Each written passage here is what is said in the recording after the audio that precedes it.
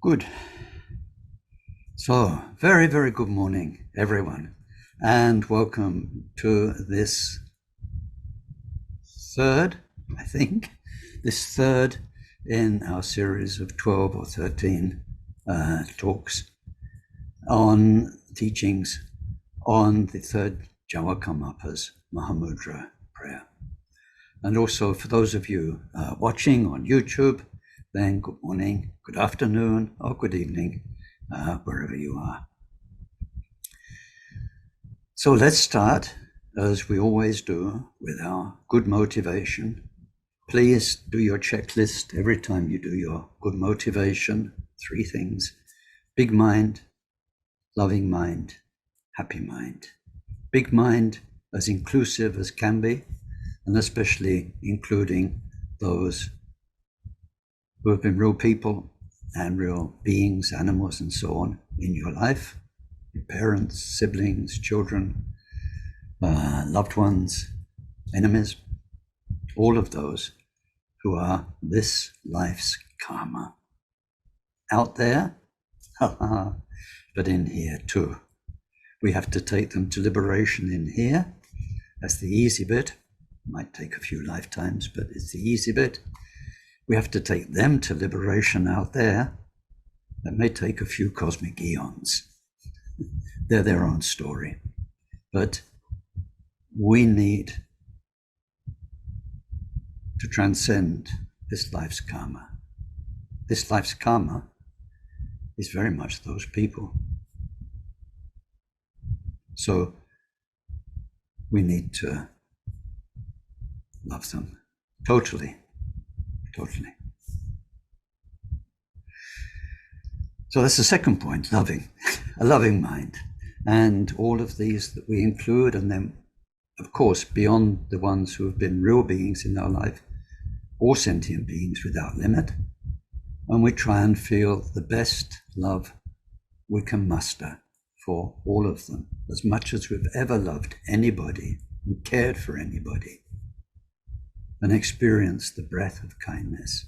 That much we want to feel now for everyone. And then a happy mind, because, we have Dharma. It's wonderful. Thank you. Sonje chodon soji chonam la jancho bando dane chapsam she. Dagi jinso jipe sunam ji. Drola penchira sanje drop parashu. Samchan tamche dewa dang. Dewe jodang dem parajoche. Dungal dang dungal ji jodang kralwara joche. Dungal mepe dewa tampa dang. Men tralwara joche. Yerin chadan netang tralwe tanyon chempola. Ne para joche. Doje chonjen telo naroda mapa mela choje kampopa dusum sheja kunchen kamapa cheshi chumje jupa sinanda drita sausum paden drupa so zablam chacha chelan yanipe nyame chogan dapu kajula solwan depso kajula manam jupa zenu namtara jinjelu shenlo gomje kampra sumpashin zeno kunna choshen bepadam sede data chopi gomchen la Yekur Shempa me parinjinjilo, Mugu Komje Gora Sumpa Shin, Mega Tego Jepila Mala, Jundu Sowan Depe Komchen La, Chamen Mugu Jewarinjinjilo, Yengme Komje Mashira Sumpa Shin, Kansha Topen Go Samade, Macha de Karajopi Komchen La, Komcha Lodan Chalwara Jinjilo, Nantong Go Chukara Sumpa Shin, Chiam Mayan Chiang Chawala. Mangaropa Tawi Gomchen La Kode Yerme Topara Jinjil Deyata Shame Shamawati Shameta Shatra Kurimam Kurimara Jite Karota Ke Yorite Jowati Oloyane Shoda Nimale Malapana Ye Kukure Kaka Grase Grasa no muke para muke a muke Shamedamane Sawa Graha Bandhanane Grihitva Sawa Bhava Pravadina Vimukta Marabhasha Savitva Punda Mudra Anugatita Sava Mare Butsarita Parishuddhe Biga Shantu Sava Marakama.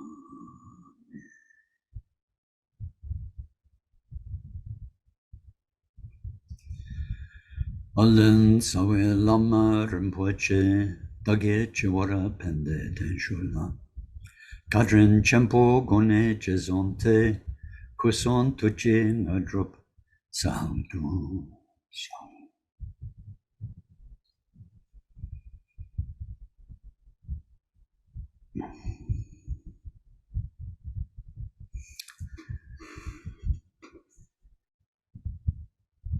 So today we have 2 verses. Next Saturday, we are not studying the Mahamudra prayer. Those who are just here for the Mahamudra prayer, you have a week off. So I think I better give you some homework at the end. And then we come back in a fortnight's time. Today we have 2 verses. And although all the verses are very important, these 2 are terrifically important in different ways, and especially the second one. And so we have a lot to do. So sharpen up your brains, and let me give you the transmission for the first of today's verses. Yonriktape mishe dripledro minasan pitetsum manajam. Gonjung urginelo jishinsal sharabsumji nanwaje parasho. So the basic layout of the prayer, which you have in your support document, shows us the structure. So far, it's been quite simple. We're in 5 key points. They're in blue, I think, in the structure. Let me just have a quick look. If you've got it to hand. If you've not got it to hand, don't bother. The time you dig it out, we'll have moved on. So in the structure, last week we did 2 verses, and it's the first of our 5 points. We are praying, because this is an aspiration, it's a prayer. We are praying, and remember from the first talk, it is a path of practice based on prayer. It's not just prayers, hopes, wishes. It's a path of practice whereby we rehearse the ideas that are in the words of our prayer. We take them deeper and deeper. Today's first verse tells us precisely about this process. So last week, we were making prayers to have the best basis. Remember 2 verses. One of them was general, life after life. We want excellent conditions for practicing Dharma. Now, unless you're an exception, I think everybody here, how are we, almost 50 people here, you will see that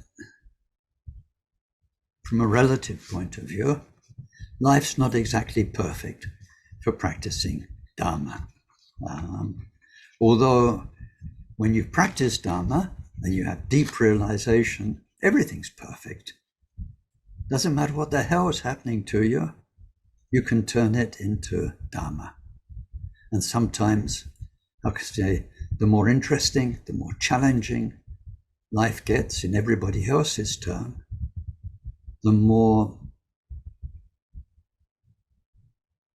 of a Dharma generator it is. Sorry, I was having a distracted thought. I have a friend, some of you may know her, Mahamudra in Spain, a lifelong friend. And her father was one of the pioneers for making hydroelectric power in the Pyrenees. And so all these mountain streams got generators in them, providing villages with electricity. So the more vigorous the water, the more juice comes out the other end and more electricity. So once our Dharma practice is strong, mature, stable, then everything that happens to us makes our Dharma stronger. Good, bad, doesn't matter. But at the beginning, we do need helpful circumstances. And we saw those last week. We're not going back there. But some of them are inside us. It's our own inclination. Some of them are in the world around us. Dharma's there. Dharma's been taught. But more than anything, we have access to teachers. And so in the verse last week, we saw the order. And please think about this order. It was kind of a list of what you need, what you're praying for in future lives. So then it said, first of all, getting the precious human existence, the freedoms, the advantages. And then not only that, inside you, you want faith, huge topic, and absolutely central in the Kagyu tradition, faith, devotion. So, and then the diligence to practice, and the intelligence not to waste your time. You remember Tai Situpa's quote last week, banging your head on the wall to make a dent in it, and better to buy a sledgehammer. So we need the intelligence to use the instructions we get well. But then more than that, it says, may I rely upon good Dharma masters. Now last week I didn't have time to unpack that word that's translated as rely upon.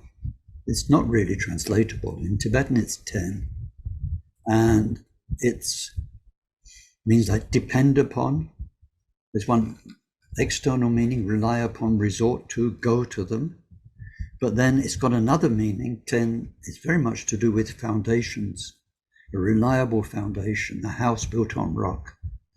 So the Dharma, your Dharma teachings, your own special Dharma that you receive from them, that has to be the rock on which we build our Dharma house.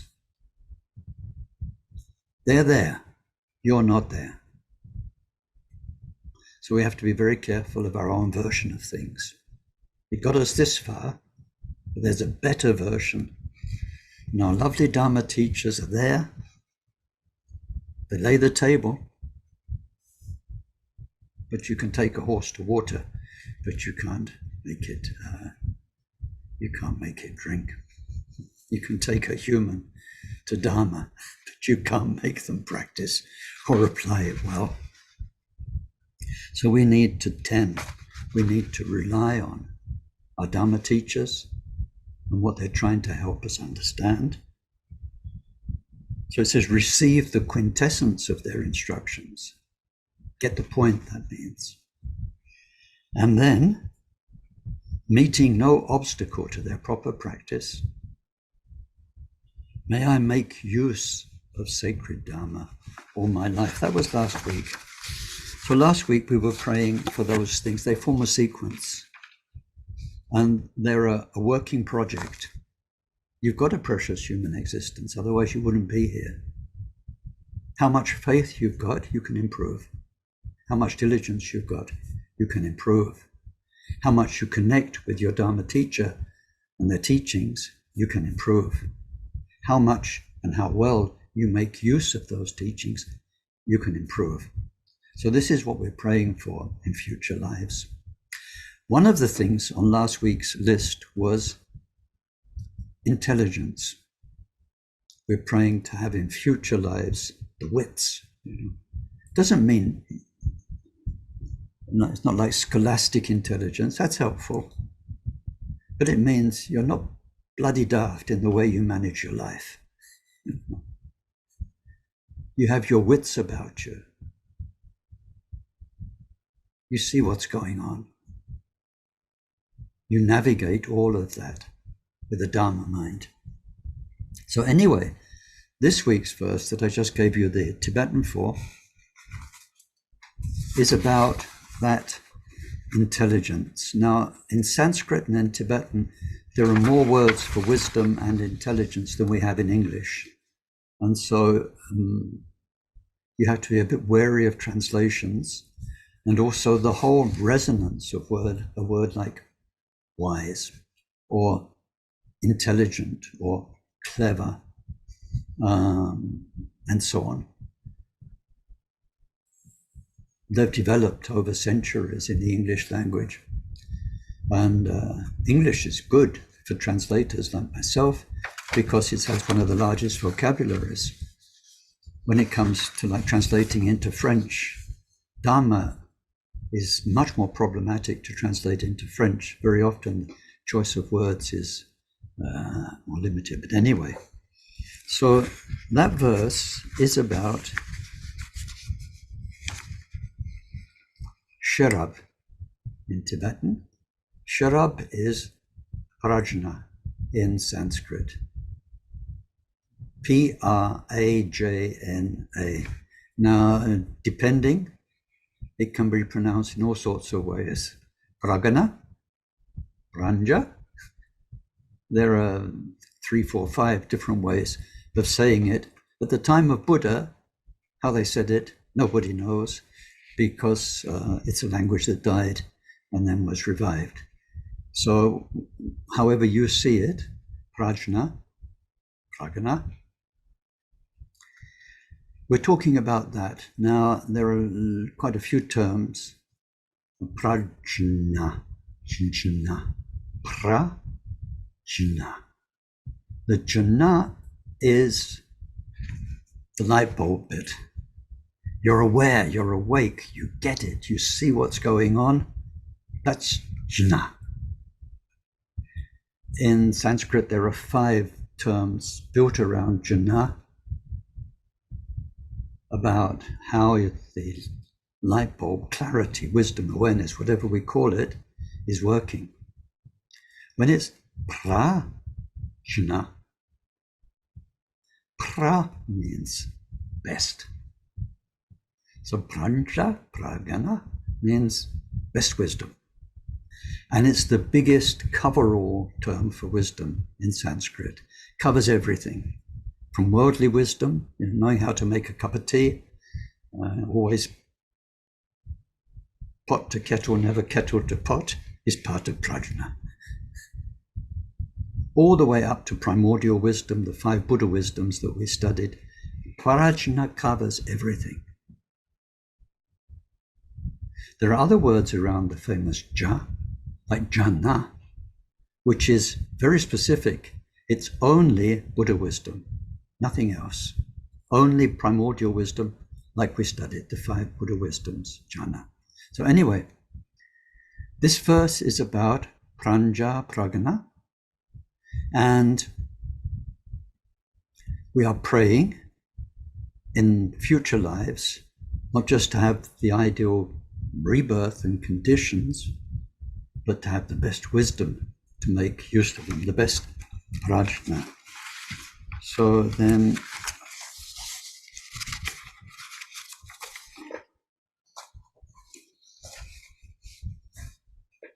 I'm struggling with papers because I've got a fan on. You can see this beautiful scarf behind me moving in the wind of the fan. And I have to stop everything blowing everywhere. So let me give you the translation of this verse. Studying the scriptures and correct reason, the cloud of ignorance is lifted. Number 1. Contemplating the essential instructions, the darkness of doubt is conquered. Number 2. In the light born of meditation, the natural state shines clearly, just as it is. Number 3. May the brilliance of these 3 wisdoms ever increase. That's our prayer. Now, this is a very important verse. My first teacher for this prayer, Khenpo Sotim Jamso, back in 1978, he spent a lot of time on this verse, saying how important it is. Now, the translation of the last line is literal, the 3 wisdoms. But one thing, be very clear, we're not talking about 3 wisdoms. really. We're talking about the 3 stages of wisdom: how it starts, how it develops, how it becomes complete. But they're called the 3 wisdoms. And we can look at them individually, but really we need to understand the progression. So if you look at the verse, you'll see the 3 key words. First line, studying. Second line, contemplating. Third line, meditation. Study, contemplation, meditation. Study, contemplation, meditation. Now you need to know this. If, and we're not, but if I was testing you from time to time and suddenly picking on one of you, like here, I'd just say, who's number 9 on the list? Oh, okay, it's Dorcas. Okay, Dorcas, tell us, or whoever it is. That's how I learned. Suddenly on the spot, you have to answer or you have to explain. And you have to get it right. Khenpoken was, and I'm very grateful to it, it's completely politically incorrect. If you got it wrong, you got a cloud. Simple as that. And you were disgraced in front of the class. So I received a few clouds, but, and then whatever you learned one day, you were tested the next day. No support, no notes, nothing like that. It needed to be in here. Day after day. It really worked. It really worked. Totally politically incorrect. So anyway, what are we looking at in this verse? It's the 3 steps of wisdom, and we need all 3. Before I get into their details, a little aside, not a very kind aside, but a very necessary aside. Study, contemplation, meditation. 3 steps in a process. Some teachers who shall remain nameless. Tibetans, lamas, even Rinpoches, some of them. These old hears have heard say, you only really need to meditate. You don't need to study. Like Milarepa.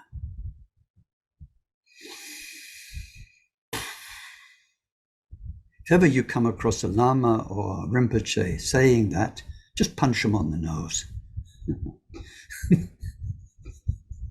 Really. Really. It makes for some terrible mistakes because people meditate without the wisdom to know what they're doing. And I've seen catastrophes because of this. There, I'm not joking. I'm not joking.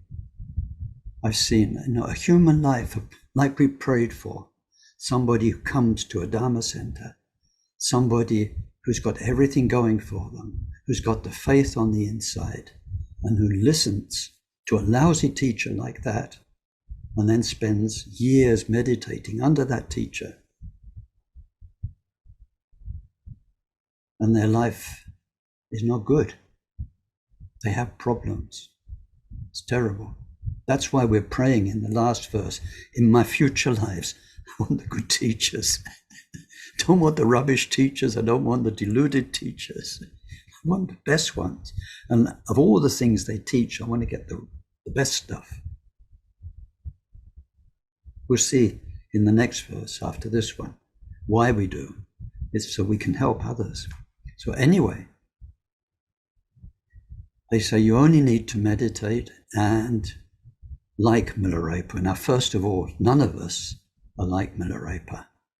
His karma, his life was exceptional. Unless you've murdered 35 people and you've got that on your conscience and you'll do anything to purify it before you die, and so on. We are not Milarepa. And then to say that Milarepa never studied, it's just not true. It's just not true.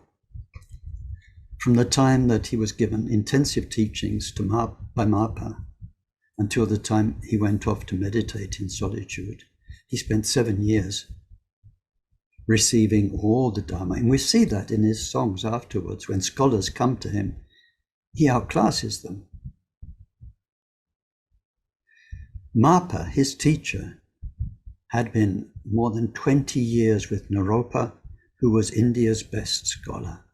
Mapa got the very essence, the best of the best from the best of India's teachers. Milarepa was his main student, and he knew Milarepa was entrusted with the lineage for the future. Of course, he gave him the most wonderful general Dharma teachings. Not only that, if we go to the older biographies of Milarepa, we see he actually did spend, before getting to Mapa, time studying, time with Dzogchen masters, and so on. So anyway, I just wanted to say that from my own experience. All of my good teachers, like the Karmapas, Tai Situpa, wonderful teachers, Khenpo Sotim Janso, Trungpa Rinpoche, and so on, all of them make it very clear we need these 3 levels. Kala Rinpoche, the previous, taught extensively about this. So the first level is study. We need to get the facts, the Buddhist facts, straight. Really do. So how do we do that? It says lung rik tope. It's lung means the scriptures from the Buddha, so there, if we had time, a lot of time, we'd look at what are the Buddhist traditional teachings, what are the scriptures, the 3 baskets, the Tripitaka, Sutra, Vinaya, Abhidhamma, what do they contain? And then how they fall into 12 main sections. And then how there's Sutra and Tantra. So we study all of that. Sometimes it's called the 84,000 teachings, the enormous collections of scriptures. So we study. That's lung in Tibetan, lung rik. And then not only do we study, but we need to study how to study. So that's the second one. Rikpa is intelligence. In this sense, Rikpa. So lung rik, it says, we have the scriptures, the traditional teaching, but we don't just need to learn them and recite them, the sutras and so on. We need to learn to apply our intelligence. What's going on here? Is that right? So Rikpa is very much about logic, reason, debate, which is a way of sharpening our reason, but it's just on one level, common sense, all the way up to the finest philosophy. It's reason. We need to learn how to use our reason. So Lungrik Terpian, it says studying. So we need to study those things. The actual original word is Terpa, means to listen, because literacy wasn't that widespread. In the early days of Dharma, there wasn't writing. The writing down of Dharma came centuries after the Buddha. Writing was not as valued as it is in our society. Writing in India in the time of the Buddha was something mainly used by merchants to list their goods and for correspondence. But if anything was spiritual, you learnt it by heart, with your heart, in a heartfelt way, and then you carry it with you wherever you go. And in India, they had the monsoon, so there were the rains retreats for 3 months every summer, where people would learn by heart the Buddha's teaching. So Terpa means to hear. And that's why so many texts start, thus have I heard. Not thus have I read, thus have I heard. When it means hearing, then when we look into that more, it means you really lend all of your attention to what's being said. You receive it. So that's our first step of study, and we need enough of that so that we have a good enough picture in our mind of Dharma, the Buddha's teaching. Now, you can't learn all of it. There's so much of it. It fills 100 volumes of Tibetan scripture, but you need enough. So in the very early years at Samiling, with the 16th Karmapa and with the previous Kalu Rinpoche, then Akon Rinpoche wanted to set up study in Samiling, and I was working with him. Then he asked, how much is enough? How much do we need to know? And so, and then based on that, then the 16th Karmapa asked us at the time, because we were the only Samiling translators, to translate what Kalu Rinpoche had chosen into English as being the 3 absolute must-have. So the way Kalu Rinpoche put it was this. He's a very, I don't know if you've seen pictures, a very old man, very thin, wasted. He almost looked, especially when he was older, sort of like a skeleton with skin on top. And he spent so much time in solitary retreat that he didn't have much of a voice. Anyway, I won't try and imitate him. I've forgotten how to do that. In the old days, I used to try and replicate, but never mind.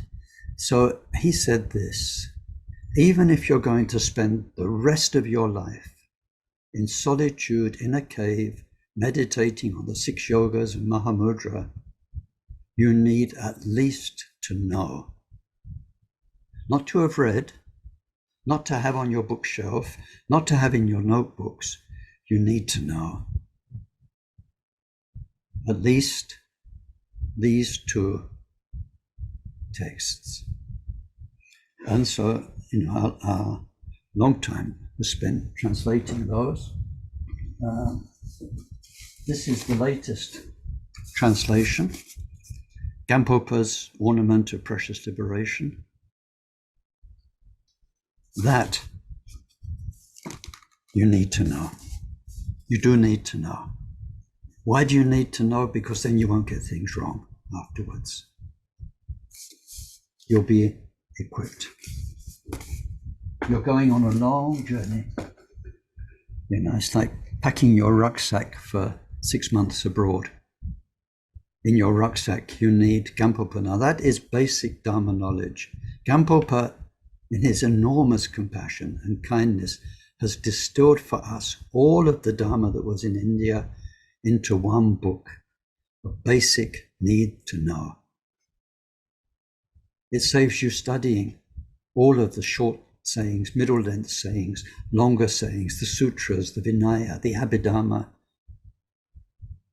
You need to know that. You need to study that.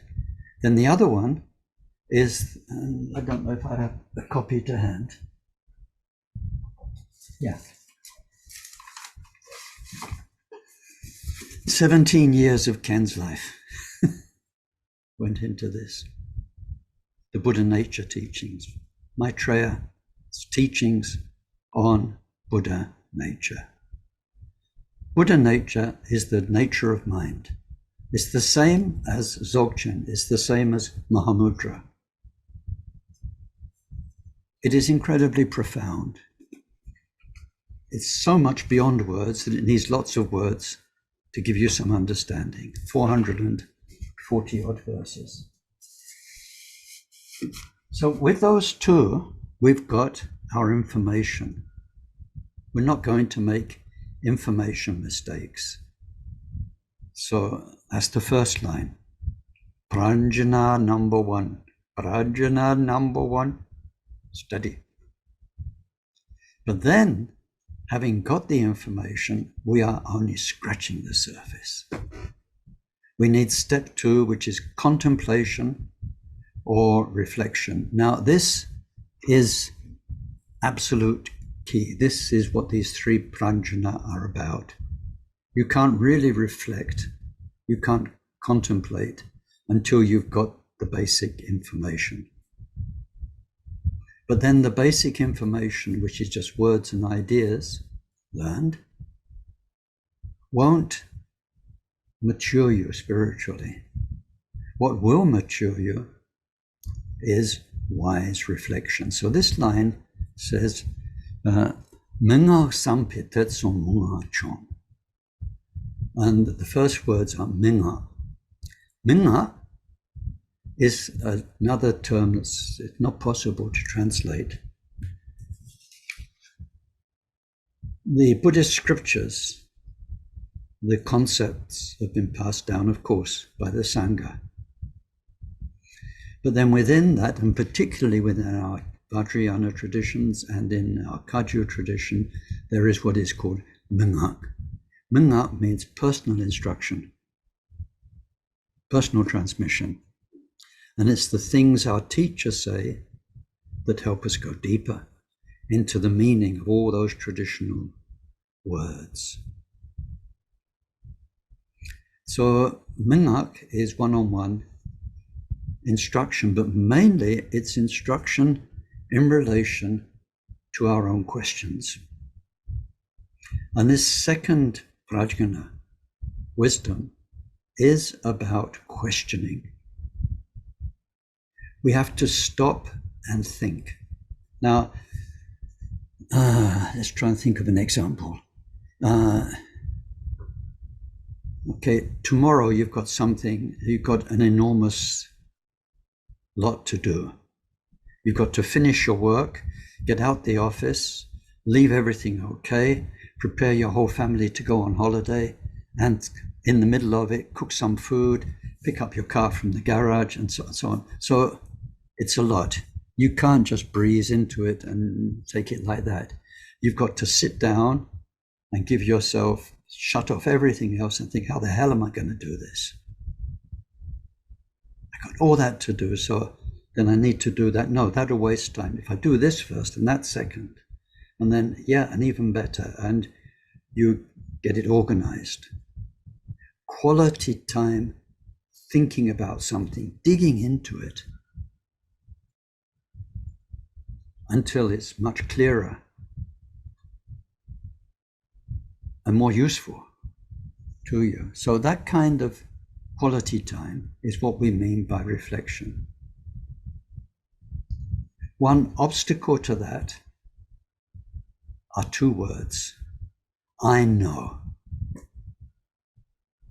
Now, I've worked with some pretty classy Rinpoches, and I think with any Dharma topic, if they stopped and asked you, do you know this? And if you said, yes, I know this one, they could show you pitilessly how stupid you are about it. Because we don't know. Thinking we know is an obstacle. Let's take one of the big Buddhist classics. Let's take 2 of them. Same topic, impermanence. You don't need to be a genius to know that everything changes. You can totally agree with the Buddha's teaching. You can read the 9 main areas of reflection and all the teachings on the seasons change, our body changes, everybody dies, and so on. You say, of course, up there, prajna number 1, study, we know. But do you really know impermanence? There's a test. What are you clinging to? Who are you clinging to? However much we cling is a sign of our lack of knowing impermanence. How much does your mind go up and down with circumstances? How do you get a spring in your step when it's what people call good weather? And how do you get when it's bad weather? Weather changes. It's what happens out there. There's no reason that what happens out there should change what happens in here. So we don't know impermanence. And the more we think about it deeply, deep thinking, sitting down, giving yourself time with one topic alone and thinking, what's going on here? If Buddha came into my room with that feeling of great love and grace and blessing and told me these words in the scriptures, what would Buddha be wanting me to really understand? So we need to deep think, we need to question. Sometimes Dharma looks over the top, too much. Can it really be? Maybe they're doing kind of fire and brimstone, heaven and hell, the power of karma and all of that to scare the pants off me so that I practice more. Maybe it's not really like that. Maybe there's a bit of that somewhere, but they're overdoing it to make me more diligent. So this second area of prajna is about quality time, observation of life around us to see, is the Buddha's teaching true, or the teachings I'm getting or not? And then when there is doubt, either a conceptual doubt, like, how can it be if karma is true? No, that kind of a doubt, or something inside you is uncomfortable with the teaching, doesn't sit right. So we mustn't be in a state of denial of that. We have to address it. Why is this part of the teaching uncomfortable? Now, there can be two reasons it's uncomfortable. One is the Buddha gave so much teaching for so many different people. This was a teaching designed for the man next door, not for you. So that's okay.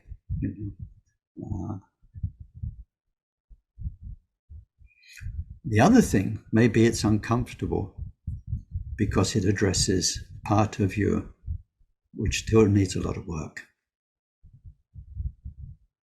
And that your samsaric mind, your egotistic mind, would rather not know about that bit of Dharma. So knowing the facts, knowing that's what the Buddha taught is one thing, but you don't really want to turpa, you don't want to hear it. You don't want to hear it with your heart, because you're going to have to change your behavior if you do. So all of this leads us to a key part of a guru-disciple interaction, whereby you need to take the discomfort or the fact that you don't get it. The more you think about it, the more you realize, I'm not getting something here. You need to take that to your teacher. And if you've got a good teacher, there will be a very interesting dialogue that starts. It may go on for years. But that's where the minhag, the personal tuition, the words of understanding that have been passed down from teacher to disciple, and then they come into play. It's priceless. Like Akon Rinpoche, my teacher, and all of those great teachers. They can address you so personally. When they say words, Akon Rinpoche's words, he'd say few words, but you remembered them all your life. And you could hear him saying them all your life. And they were absolutely pertinent to you. So this second area is about clearing up doubt. We need it because if we don't address those issues and we carry on to more advanced practices and teachings, that discomfort will come up as a big obstacle later in our practice. We don't want that. So we need to be prajna, we need to be wise. And once, as we are absorbing the formal teachings, we need to give quality time to think about them and find where they jar, where they clash with our ego and our samsara. And we need to take that up to the surface. We need to work on it with our own teachers. So that's the second level of prajna. And then the third level is meditation. Now, here I need to explain this term, because what's translated as meditation, as soon as you see that, you probably think of somebody sitting down and doing a posture and doing a practice. It doesn't mean that. The word gom, which is the Tibetan translated here, means to become familiar. And it's nothing more, whether you're sitting on a cushion, whether you're walking about, doesn't make any difference. It means that you have reflected so well on a topic like impermanence or death, that the meaning has gone deeper and deeper, and as life goes by, it's still getting deeper and deeper. It becomes amazing. It's like peeling layers off an onion. You never thought that that one topic could be so meaningful. You see life around you. And the Buddha just got it so right. And you realize that through thinking, through observing, whereas at first you were a bit uncomfortable with Buddha's teaching, now you see so right. So when that becomes 100% familiar, what it means is Dharma has become you. The way you think is the way Buddha taught. Then that's called gom, total familiarity. And so here in the verse, it compares that to the light born of that familiarity. And then it says, in that, then the natural state shines clearly. Every one of the Buddha's truths, so many hundreds of them, if you go into them deeply enough, takes you back to the essential nature of being. The essence of your own mind, your own heart, the heart of the heart within you, everything. That's why Milarepa says, you know one thing totally, any one thing. It can be a daisy in a field, it can be a thought in your head. And when we look at the stories of the Mahasiddhas, I'm looking at one yesterday, there was a Mahasiddha who was a gambler. He wasn't a very good gambler, he kept losing. And so at one point he lost everything and he ran to the forests and he met a teacher. And the teacher told him to go back to gambling and to associate losing with losing the ego in samsara. He taught him how to do that. And so every time the guy lost, he got happier and happier. But what it means is even gambling can be your journey to the one nature, essential nature of being. Anything, anything. Knowing one thing, you know everything. So this third line is about the power of reflection. And of course, if you've got lots of time, you can just give all your time in retreat, in meditation, to reflection on the Buddha's teaching. Of course, that helps as well. So it says, may the brilliance of these three wisdoms ever shine. So that verse could be unpacked so much more, so much more. It's very important that we understand what wisdom is and what those three steps must get the facts straight. And then just that's not enough. It won't free you. You need to think, deep think about them, explore them, find the discomfort and so on. Discuss that with good teachers, and then gradually let your mind and your thinking and your view of everything become 100% coincided with Dharma.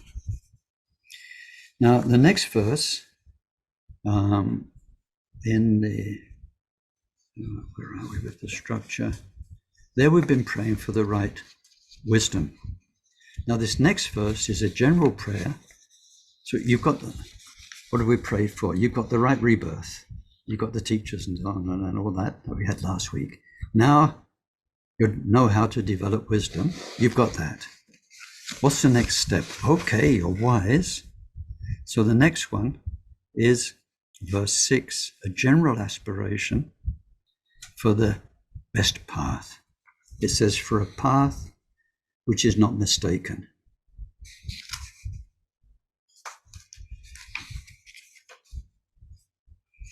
So let me give you the transmission of the Tibetan. Takche tatral denye shiden. Droko tatral somye lamchogi. Sishi tatral denye dretope. Golchu mepe cherdang treparasho. This verse is dense. Tai Situpa, talking about this verse, said, you know, the whole Dharma is in this verse. So in our prayer, it's a general prayer for having the best path. And then verse after verse that we'll get from a fortnight's time onwards is the details about how can we live that path. Just now, we've got the whole picture from beginning to end. And the way it's expressed, I'll come to the translation in a second, is a statement. This is the basis, this is the path, this is the fruition. So we're looking at basis, path, fruition. And with each of those, we're seeing what they're not. What they're not is very, very important. So this is the basis, free from two things. This is the path, free from two things. This is the result, free from two things. We're looking in one way at the middle way, which isn't a middle.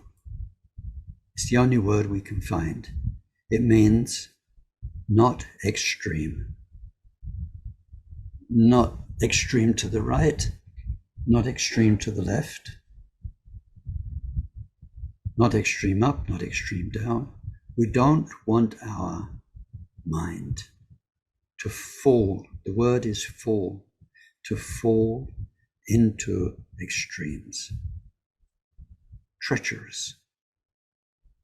So here we want the best path. We need to know basis, path, and fruition. Those of you who've done my 3-year study course will know at the end, almost one of the last modules, was the first Jamgon Kontro's wonderful and long and detailed poem on basis, path, and fruition, because any Vajrayana practice, any Tantra, whatever it is, in Chinresic or Vajravarahi or whichever one it is, if you don't understand basis, path, and fruition, then you're going to be wasting your practice time. You don't know what's going on. And the basis for understanding basis, path, and fruition are the Buddha nature teachings. So let me read you the translation. And I thought we'd finish this verse today. And now I'm pretty sure we're only going to start it. Never mind.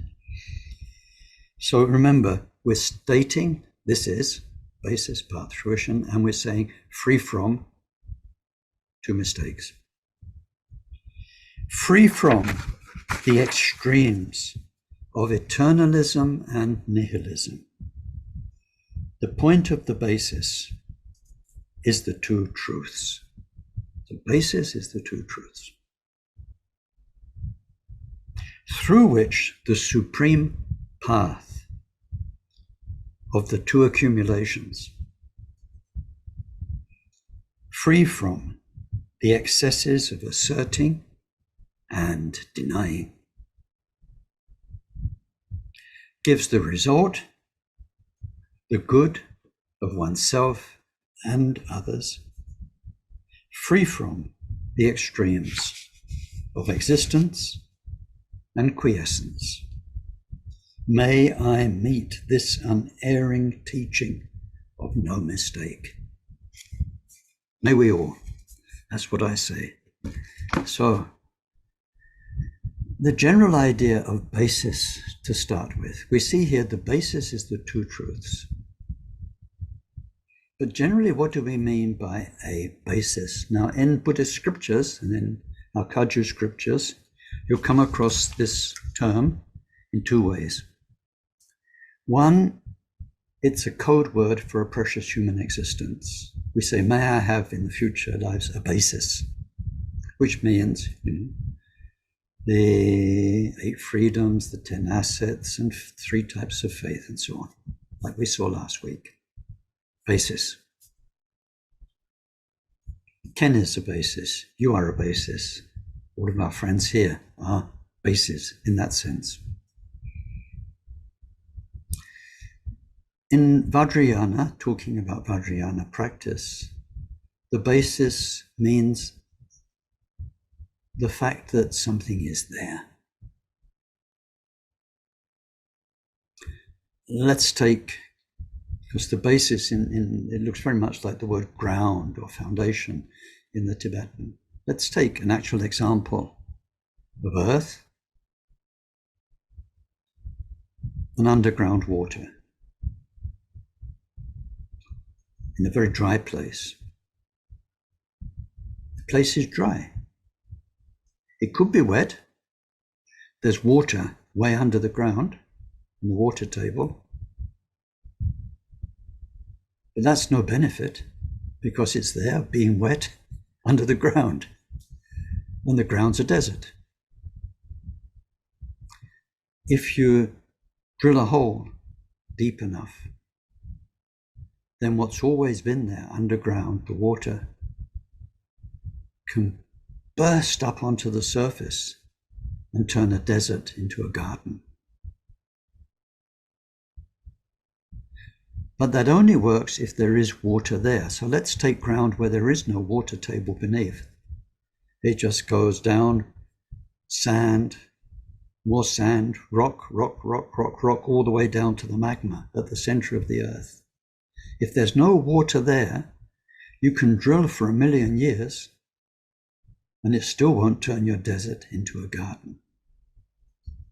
It has to be there in the first place to make the effort worthwhile. So with us, we need to have Buddha nature with its qualities. First, we need to know what we're talking about. What is Buddha nature? We need to study, reflect on it, meditate on it. But then we need to do our practice in a way which is in full knowledge of what is really there. In other words, who you really are, what your mind really is, what is your potential, the real you, not the illusory you of so many lifetimes of karma and confusion, the real you, the timeless, changeless you. That's what we're bringing out through Mahamudra, the timeless, changeless you. So good, nothing but goodness, nothing but kindness, and so peaceful, so wise, so skillful. That's the real you. All of us, all of us. And Vajrayana is to bring that out through expressing it as Chinresik, as Vajravarahi, whatever. But we need conviction to know that that is there. That is the basis. So we get examples in the scriptures, are much quoted. For instance, gold in gold ore, silver in silver ore. It looks like rock. It needs to be processed. But once it is processed, what was always there, and if it's gold, it's been there changelessly, it actually becomes useful. You can use it to buy things, use it to make beautiful jewelry. But it needs processing. And when we look at that in a lot of detail, actually, when we look at the various levels of spiritual progress and the bodhisattva levels. We say it's like refining gold. First you need gross means to get rid of the rock, and then bit by bit, finer and finer. Polish it and so on, fine cloths. So, gold ore. Another one is butter in milk. Milk is milk. It's only when you churn it that you get butter. If you don't churn it, you won't get the butter. You could churn water, you won't get butter. You could churn petrol, you won't get butter. You could churn any other kind of liquid you can come across. But because milk has the butter potential, butter nature, not Buddha nature, but butter nature, you can churn it and you can get butter. And then sesame oil. Sesame oil is smooth, it's fluid. Sesame seeds are hard and individual. If you grind the seeds, you get the oil. So the grinding is worthwhile. You could find grains of sand on the beach, the size of sesame seeds. You could grind them for ages. You won't get sesame oil. It's because the sesame oil is in the sesame seeds that we take the trouble to grind them to get the oil. So like this, there are many examples. In the Buddha nature teachings, we get 9 examples of how something can be so valuable but so hidden until, first of all, we are told it's there. There's a potential, and then we do the work to actually make the potential manifest. So it says the basis is the 2 truths. 2 truths, whatever you like to call them, absolute and relative. That's the basis we need to understand that we're working on. I'm sorry if you're getting a bit tired by now. It's a long time to listen to a talk. But then you can watch the video again, and you can do some homework and deep think, reflect about this. So the basis is the 2 truths, free from the 2 extremes of eternalism and nihilism. So what are the 2 truths? Ultimate, relative. Ultimately, it's this. But relatively it's that. Relatively it's karma, cause and effect, rebirth, relative reality. It's you, your mum, your dad, your brother, your sister, your life, your health, your wealth, the world around you, war, peace, all of those things. Relative reality. It's what's happening relatively. And ultimate truth is the ultimate truth of that relative. If there wasn't something happening relatively, there couldn't be an ultimate truth about it, could there? Is that all right? We do that again. Look, what have we got?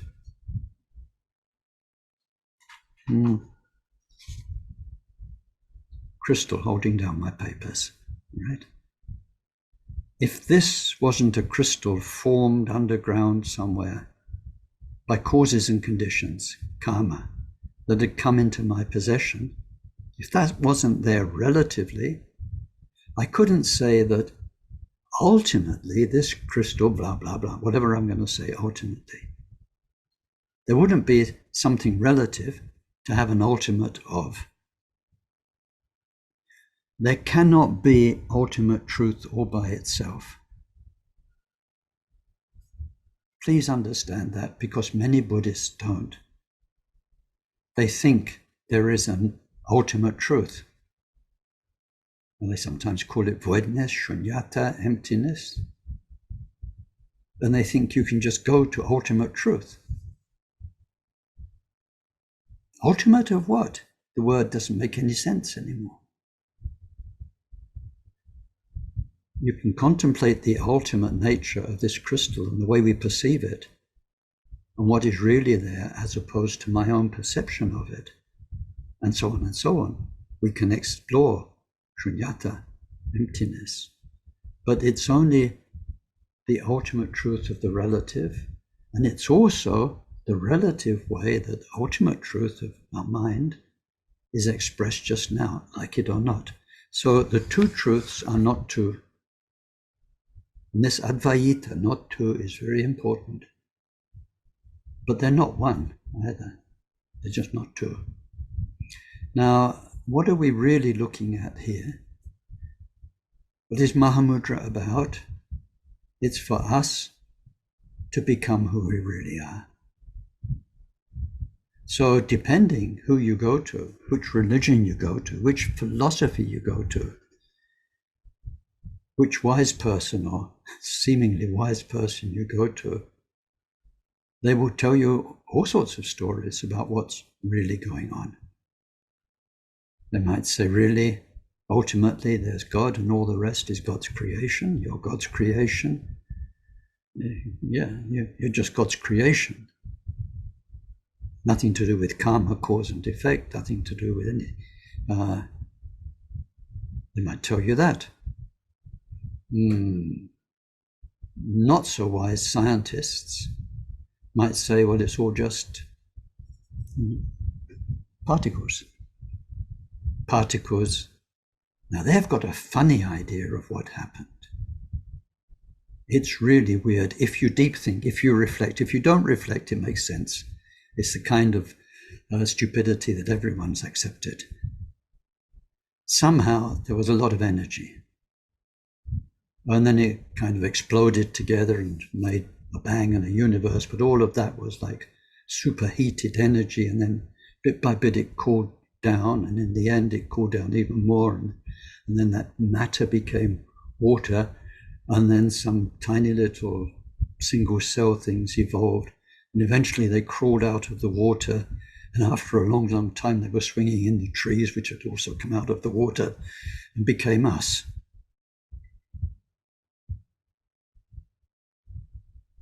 The brain excretes thoughts like the kidneys excrete urine. That's what we are.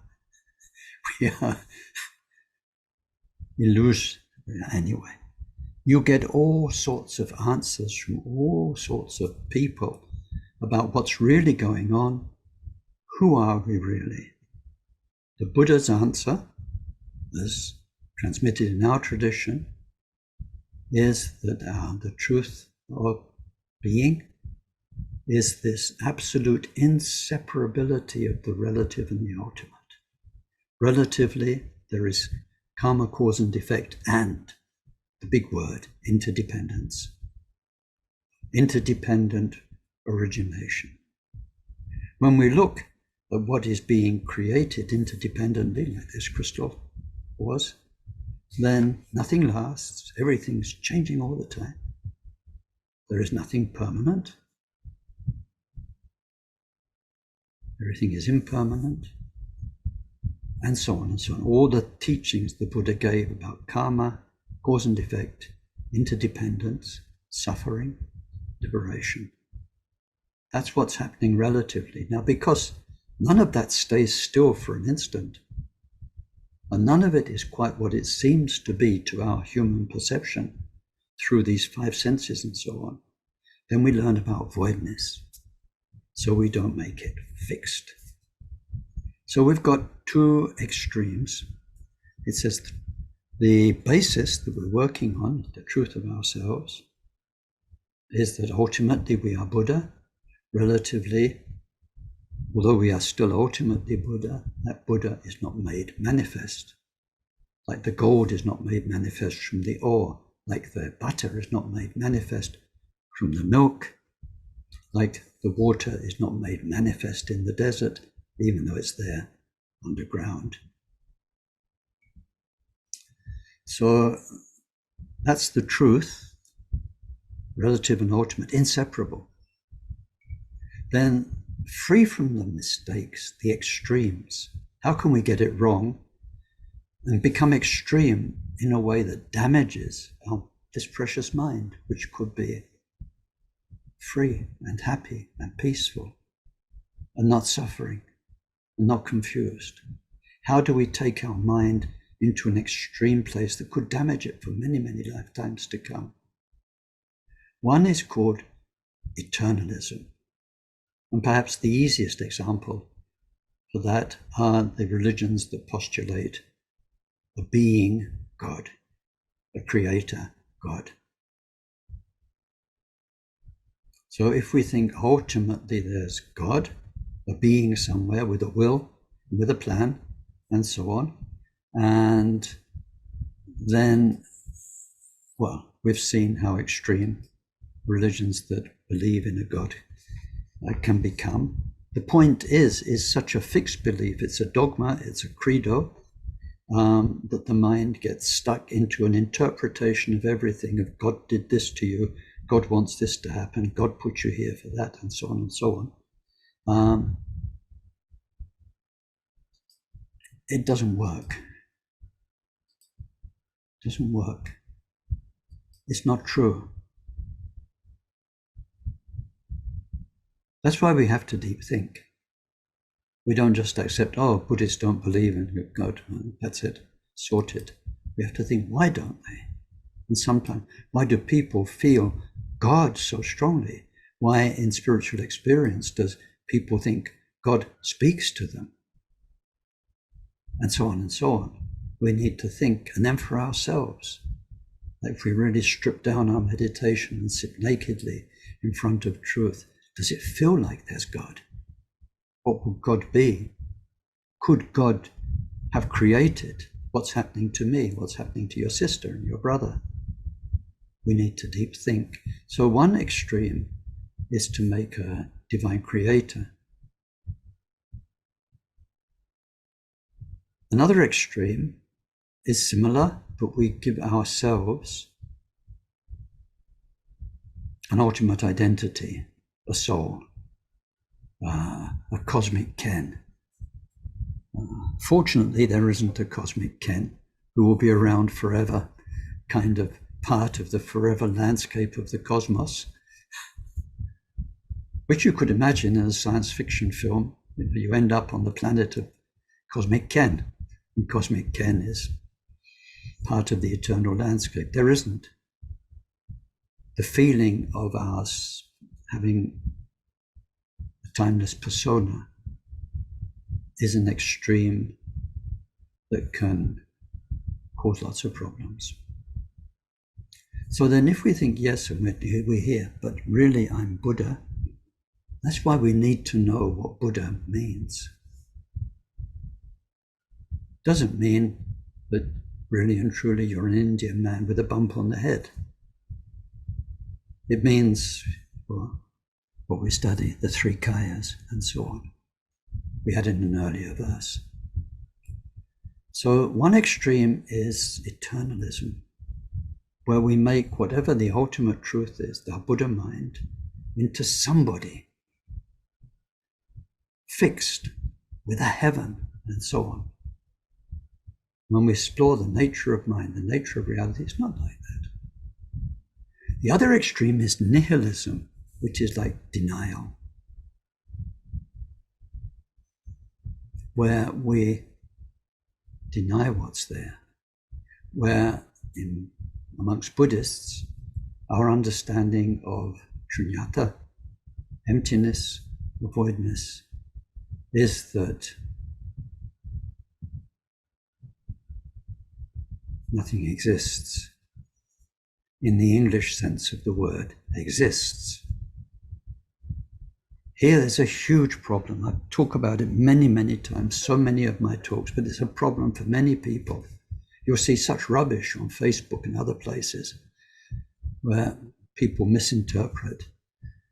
In philosophy, in the Shunyata teachings, in the Prajna Paramita teachings of Nagarjuna and so on, exist has a very special meaning. For something to exist, it exists forever. And to be what it is, it depends on nothing else. If something ticks those two boxes, then it exists. Beautiful Tibetan word, yeah. it exists. It exists forever, and to be what it is, it doesn't depend on anything. It doesn't depend on your eyes seeing it as a form, your ears hearing it, any of the things that give us our perception. It just is, all by itself, which means that because it depends on nothing, it always will be. So some philosophies in India at the time of Buddha and afterwards, they say there is an is. It's called God, it's called Ishvara, it's called Brahma. Is forever. And sometimes is a creator. Sometimes in other Indian thought at the time, it's like Purusha and things like this, where there's an infinite potential to create the things of the world. Many, many ideas of eternalism, but the other one is to deny, to say there's nothing. When we look into the shunyata of our experience, then to add what Buddha never added. It doesn't exist, therefore it doesn't matter. So this basis, the two truths, is that things do exist relatively. They're impermanent, they involve suffering, but they do exist through the play of interdependence, is what they are. And as we look at interdependence, that's why we understand shunyata, because nothing stays the same. You can't fix it, you can't grab it, you can't define it. But it's happening. This magic, wonderful, endless display. And it will carry on happening. Look, Buddha was Buddha. Right? He got it. Under the tree, enlightened, no further to go. Right? And then for 45 years, he taught people. If those people didn't exist, he was a nutcase. 45 years talking to people who don't exist, telling them about karma, which didn't exist. Was Buddha a nutcase?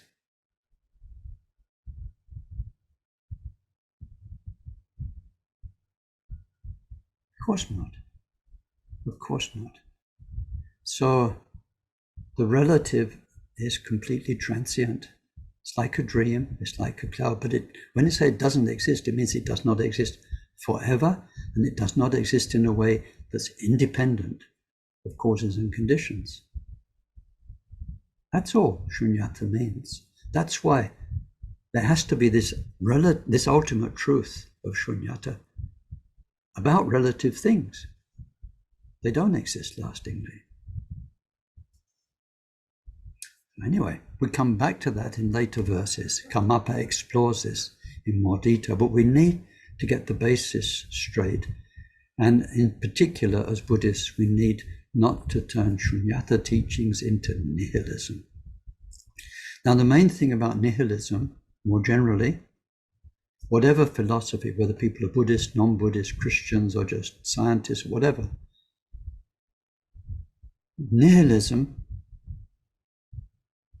does not recognize the power of karma, of morality, and the power of our actions on each other and on ourselves. So some Buddhists think they've gone beyond karma. It doesn't work like that. It doesn't work like that. So free from the extreme of nihilism means that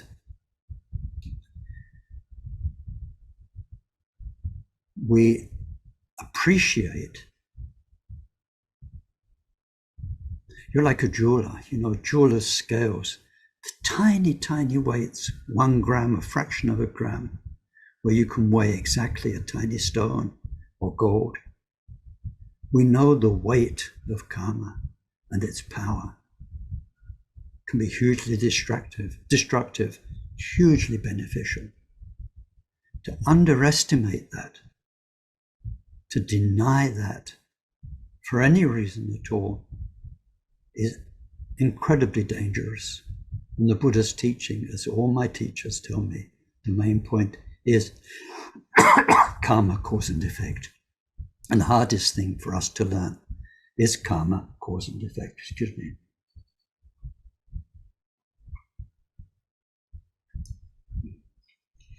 So then, once we've got the basis correct, to know that really we're Buddha, but through the power of our karma and delusion, we are not benefiting from what is Buddha. What is the path? What is like the drilling the borehole, churning the milk, grinding the sesame seeds, refining the silver ore? What is the process? So there, it's the supreme path, and many, many spiritual paths. This is the best. The best path is the two accumulations, wisdom and punya. Prajna, punya. Wisdom, virtue. Wisdom, merit, whichever word you like. Free from the excesses of asserting and denying. So I think we're going to have to leave this verse here and come back to it in a fortnight's time.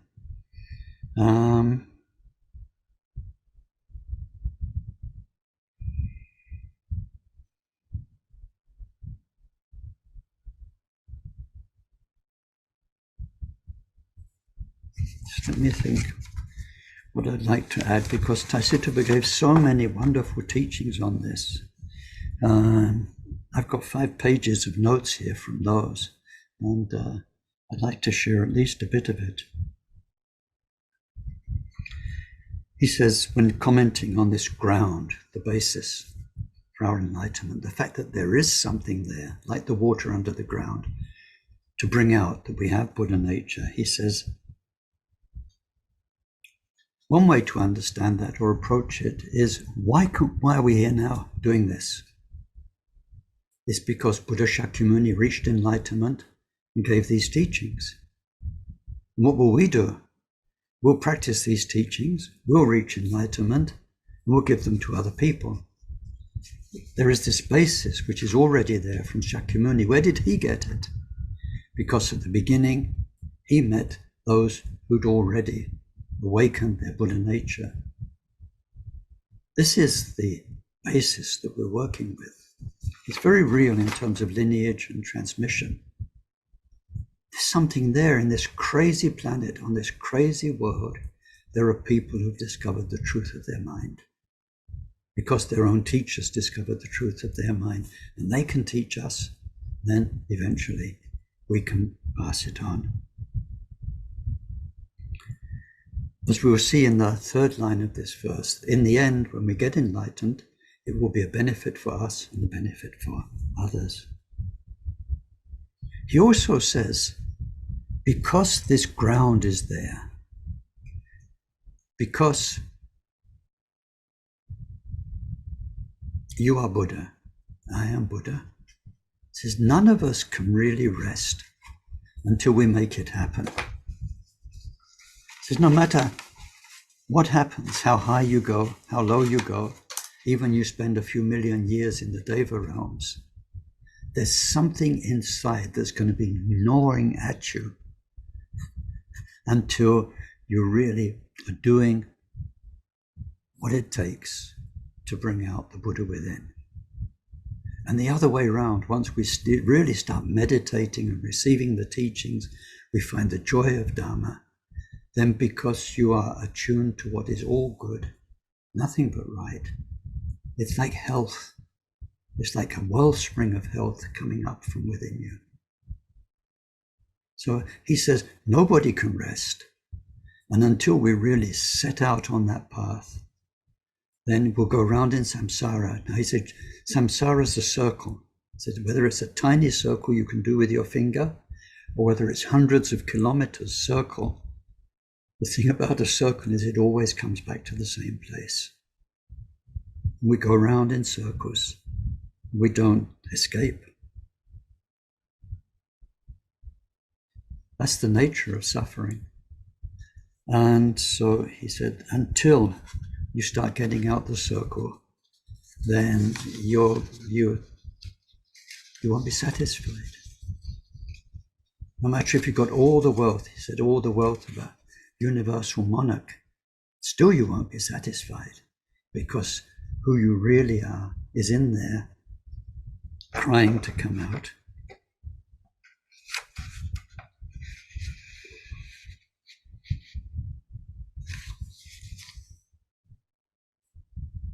Okay, I think I better stop there. Just wanted to share a little bit of Tai Situpa.